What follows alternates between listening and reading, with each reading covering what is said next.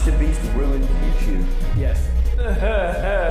You know how sometimes a person keeps pointing out issues on YouTube and everyone brushes them off as a hater, only for time to prove they were right all along? Well, Jacksepticeye just took the biggest victory lap imaginable, and the evidence was so strong that even MrBeast ended up deleting his tweets. But this isn't just another petty YouTube feud. No, this is about a creator who openly challenged the biggest YouTuber on earth and even called out one of his closest friends when he stepped out of line. I think what Felix did was very stupid. I think it was a very moronic thing to do. I've known him for a while now, we're pretty good friends. He's also stood up against YouTubers who were doxing people's home addresses. And somehow, every single person he's called out has either apologized, been exposed, or ended up proving him right in the worst way possible. When people picture YouTube success, they picture MrBeast, nearly 500 million subscribers, billion-dollar sponsorships, and videos with budgets bigger than some Hollywood productions. But back in 2023, during a lie detector test on Tommy Innit's channel, Jack was asked about MrBeast, and he didn't hesitate. I don't like MrBeast. No. Do you think MrBeast ruined YouTube? Yes. And he didn't just drop that bomb and move on. He explained why. Now, in all honesty, Jack, why? Because it became more about views, money, and popularity than it did about having fun. Others in the room tried to defend MrBeast, bringing up the Squid Game video and all the charity work, but Jack had an answer ready. If he had fun doing those videos, they'd be longer. We'd see the... That clip exploded online. It went so viral that MrBeast himself responded on Twitter. He questioned whether he'd ruined YouTube just because he reinvested his earnings into bigger videos and philanthropy instead of buying mansions or supercars. He even broke down Jack's words, repeating, if he had fun, the videos would be longer. What does that even mean? You think I'd dedicate every hour of my life for 14 years if I wasn't enjoying it? But here's the twist. Jimmy eventually deleted that tweet. He later said they'd squashed the beef and that everything was fine. Still, Jack wasn't done. In September 2024, MrBeast teamed up with Logan Paul and KSI to release Lunchly, a kid's meal kit many called a downgraded version of Lunchables. DanTDM publicly criticized it, posting a tweet that quickly went viral. Logan Paul and KSI clapped back, defending their product and accusing Dan of hypocrisy. That's when Jack stepped in. He quote-tweeted an image that read, "You mess with one of us, you mess with all of us," and added, "You mess with DanTDM, you mess with YouTube." The tweet racked up 300,000 likes and 8 million views. The entire creator community seemed to stand behind Jack and Dan. Then, only weeks later, reports surfaced about alleged mold in Lunchly, questionable nutrition standards, and misleading health claims. Clip. And there is a ton of mold in there. I honestly wasn't expecting that. Once again, it looked like Jack and Dan had been right, but it didn't stop there. In June 2025, MrBeast launched an AI thumbnail tool through his ViewStats platform. The tool allowed users to generate thumbnails in the style of other creators, essentially copying their visual identity and swapping in a new face. That alone sparked controversy, but to promote it, he used Jacksepticeye's logo without permission, and Jack did not hold back. He posted on Twitter, "What the actual F?" And he used my logo in the promotion for it too. I hate what this platform is turning into. FAI. He wasn't alone. The backlash was instant and intense. Creators and fans alike called the tool unethical, exploitative, and outright theft. Within 5 days, MrBeast shut it down. He uploaded an apology video admitting he'd missed the mark and confirmed the AI thumbnail tool would be completely removed. MrBeast, how's it going, guys? A week ago, I launched an AI thumbnail tool to help small creators make better thumbnails. I thought people would be excited about it, but I definitely missed the mark. If you open Twitter, you know what I'm talking about.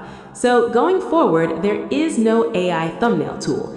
Anyone who signs up for ViewStats Pro won't have access to it. It doesn't exist. We pulled it down. And I want to go a step further to show artists that I care. So Jack criticized MrBeast for turning YouTube into something overly corporate, too money-driven, too brand-focused, and too willing to target kids. And time after time, events seemed to support his stance. The AI tool disappeared, Lunchly faced backlash, and MrBeast's reputation shifted from untouchable to controversial almost overnight. But MrBeast wasn't the only giant Jack confronted. Back in 2018, when Logan Paul uploaded the infamous Japan forest video, "There's no going back. I've seen things I can't unsee." Jack spoke out immediately.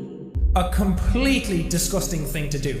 That the lack of humanity that was shown in that video is astounding. It shocks me to my core.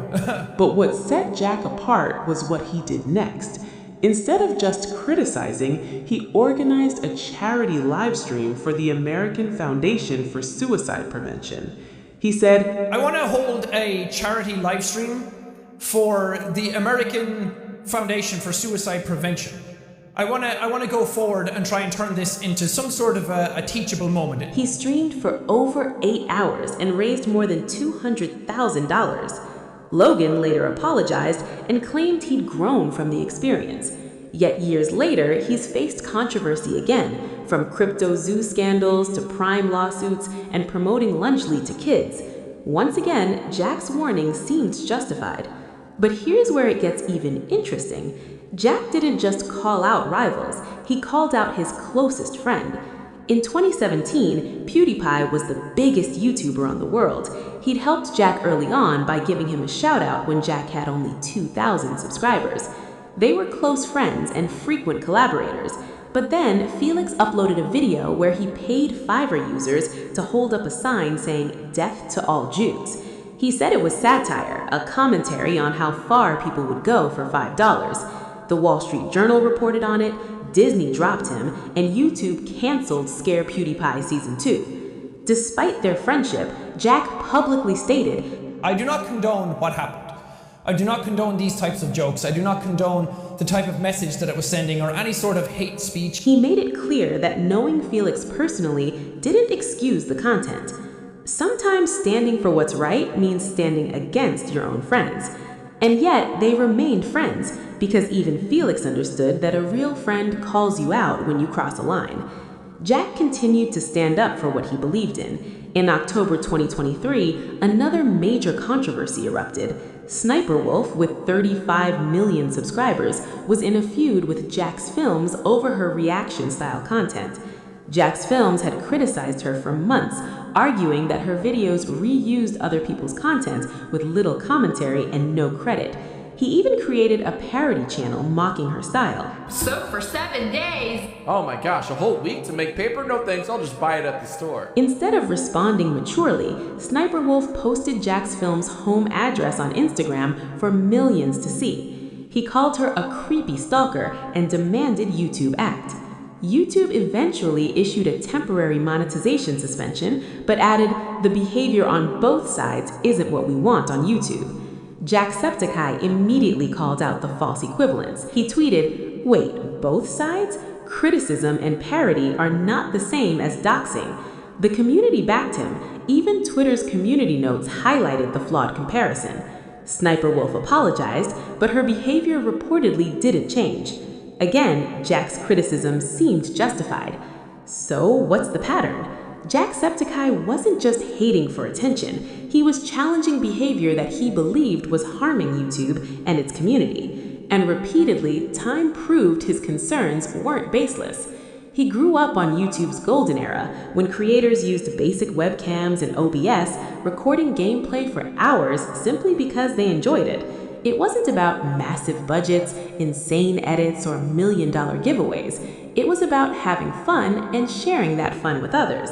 So when he sees YouTube turning into a corporate machine filled with crypto controversies, AI cloning tools, and questionable products aimed at kids, he refuses to stay silent.